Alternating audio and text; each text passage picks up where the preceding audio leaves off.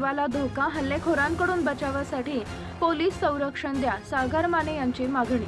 कुपवाड शहरातील वाघमोडे नगर इथं काही महिन्यांपूर्वी झालेल्या खुनी हल्ल्यातील संशयितांकडून माझ्या व माझ्या कुटुंबियांच्या जीवाला धोका आहे।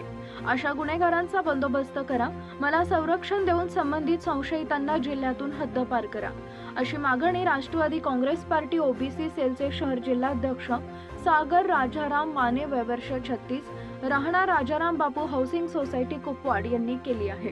याबाबतचं लेखी निवेदन सागर माने यांनी पोलीस अधीक्षक संदीप घुगे यांना दिले। निवेदनात म्हटलंय की माझे मित्र दत्तात्रय पाटोळे यांची 10 जुलै 2020 रोजी मिरज MIDCतील कोल्ड स्टोरेज मध्ये हत्या झाली होती।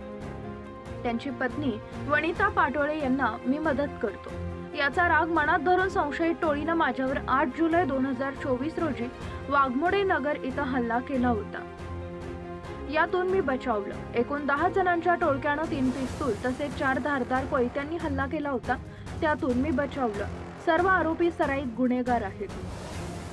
त्यांच्यावर खून, खंडणी, अपहरण असे गंभीर गुन्हे नोंद आहेत। ते सर्व रहिवासी असणाऱ्या भागात वास्तव्यास आहेत, त्यामुळे मला व माझ्या कुटुंबाला त्यांच्यापासून धोका आहे। त्यासाठी पोलीस संरक्षण मिळावे। यातील सराईत गुन्हेगार निलेश गडदे याच्या 10 जणांच्या टोळीवर गुन्हे दाखल आहे, त्याच्यावर हद्दपारीची कारवाई झाली नाही।